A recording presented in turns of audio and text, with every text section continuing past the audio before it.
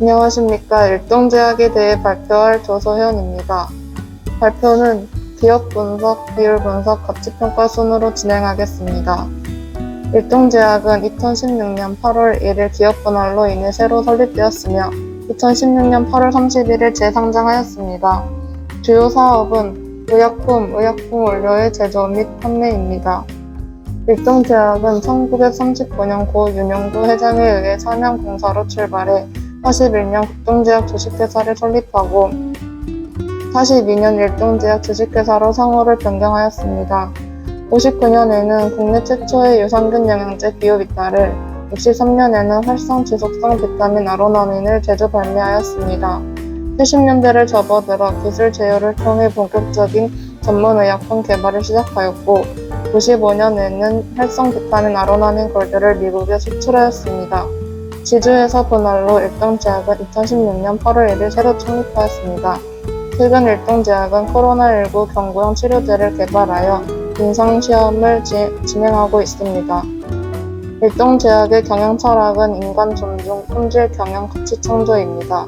인간 존중은 개인의 개성과 능력을 상호 존중하고 정직 성실한 자세로 팀워크에 기여하여 상호 신뢰를 바탕으로 협동하면서 권한과 책임을 다하는 것을 말합니다. 품질 경영은 지식 경영을 기반으로 핵심 역량을 강화하여 경쟁 우위를 확보해 나가면서 구성원과 프로세스의 질을 높이고 합리적 의사결정으로 경영 품질 수준을 높이는 것을 말합니다. 마지막으로 가치 창조는 최상의 품질과 서비스 창출로 회사의 지속적인 발전을 추구하면서 고객 존중을 최우선으로 하는 고객 가치 경영을 지향하고 회사의 발전을 통해 이해관계자와의 공동 번영과 사회 발전에 기여하는 것입니다. 경영자 윤용섭 대표이사는 1967년 7월 7일에 출생하였고 현재 일동제약 대표이사 부회장으로 소속되어 있습니다. 2005년 일동제약의 상무로 시작하여 2021년 12월부터 대표이사 부회장 자리에 올랐습니다. 2021년 12월 31일 기준으로 총 직원 수는 1394명이고 평균 근속 연수는 12년입니다. 일동제약은 4대 보험 건강검진 효과 제도와 같은 기본 지원과 공조사 지원, 자녀 학자금, 이사비용 지원 등의 생활 지원을 하고 있습니다. 직원들의 건강, 주거, 재산 형성에 도움을 주기 위해 단체 보험에 가입하기도 하며 사내 근로복지기금, 퇴직연금 제도도 운영하고 있습니다. 마지막으로 사내 동호회 활동, 우수사원 해외여행, 휴양시설 이용을 지원하는 등 직원들의 여가 활동도 지원해주고 있습니다. 다음으로 일동제약의 사업 분야입니다. 일반 의약품에 속하는 아로나민, 엑세라민, 프로바이오틱스 직결의 비오비타 등과 전문 의약품에 속하는 항생제 호르마린, 미개양 치료제 라비드 등이 일동제약의 주요 제품입니다. 의약품 원료 분야에서는 항생제 플로목세프 나트륨이 매입액의 18.54%로 가장 많은 비율을 차지하고 있습니다. 2021년 시장 점유율을 보면 일동제약은 타 제약회사에 비해 매출액이 낮습니다. 특히 유한양행과는 약 3배 차이가 나는 것을 알 수 있습니다. 일동제약은 사업 전략으로 시장의 미충족 수요를 해결할 수 있는 혁신 신약 연구 개발에 대한 지속적 투자를 선택하였습니다. 2019년부터 경영 전략을 신약 개발로 전환하고 2020년부터 R&D 조직을 강화, R&D 비용을 대폭 증액시켰습니다. 이 비용으로 인해 영업 적자가 발생함에도 계획된 범위 내 투자를 지속할 예정입니다. 또한 올해 3월 비오비타 내고왕 프로모션을 출시하여 1분기 매출액 29억 원을 달성하였습니다.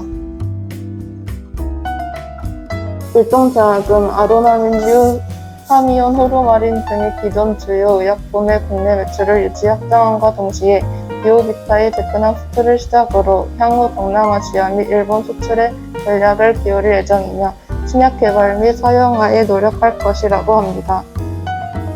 다음으로 비율 분석입니다. 유동성 비율은 기업의 단기 지급 능력에 해당하는 현금 동원료를 가늠하는 지표로 재무구조 안정성을 측정하는 비율입니다. 일동제약의 유동 비율과 당좌 비율 모두 산업평균에 못 미치고 각각 재무적으로 양호한 수치인 200%, 100%를 넘기지 못하고 있어 단기 채무 지급 능력이 좋다고 할 수 없으며 재무적으로 양호하다고 볼 수 없습니다. 안정성 비율은 기업의 장기 지급 능력을 측정하는 데 사용되는 비율로 레버리지 비율이라고도 부릅니다.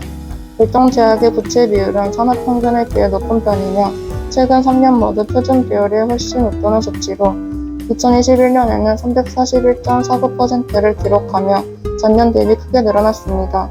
매출액은 감소했지만 2021년 연구개발비가 전년 대비 57%로 증가했기 때문입니다. 따라서 일동제약의 안정성은 높지 않다고 판단되며 고정 비율 또한 산업평균에 비해 높아 이상적인 수치로 보긴 어렵습니다. 이자 보상 비율의 경우 일반적으로 1보다 클 경우 적합한 것으로 보는데 일동제약의 이자 보상 비율은 1보다 작은 수치를 보여 이자 지급 능력이 떨어진다고 볼 수 있습니다. 기업이 소유하고 있는 자산들을 얼마나 효율적으로 이용하고 있는가를 측정하는 활동성 비율입니다.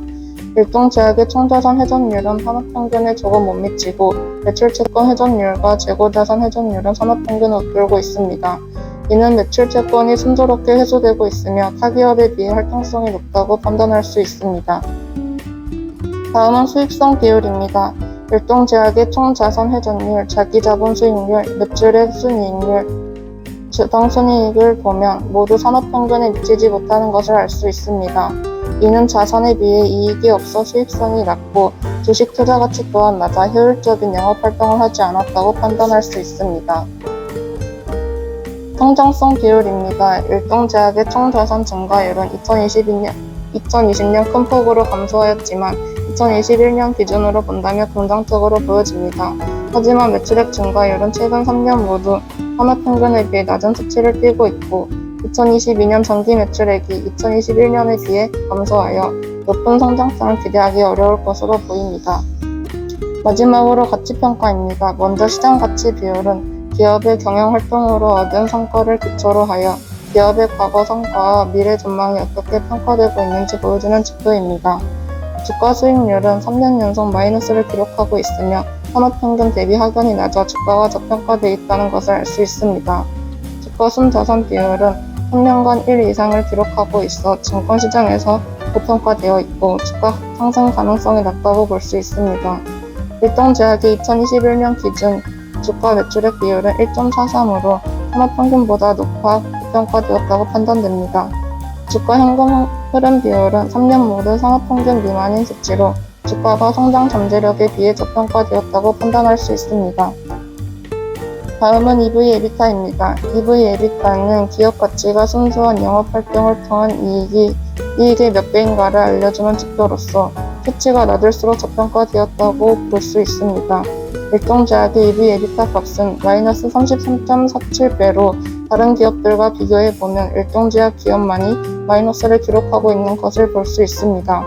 이러한 경우는 대부분 부채가 많거나 적자 기업이라는 의미이며 부실주로 판단하여 투자를 추천하지 않는다고 합니다. 다음은 수익가치와 자산가치를 활용한 기업가치 평가 모양의 상속세법 모형입니다.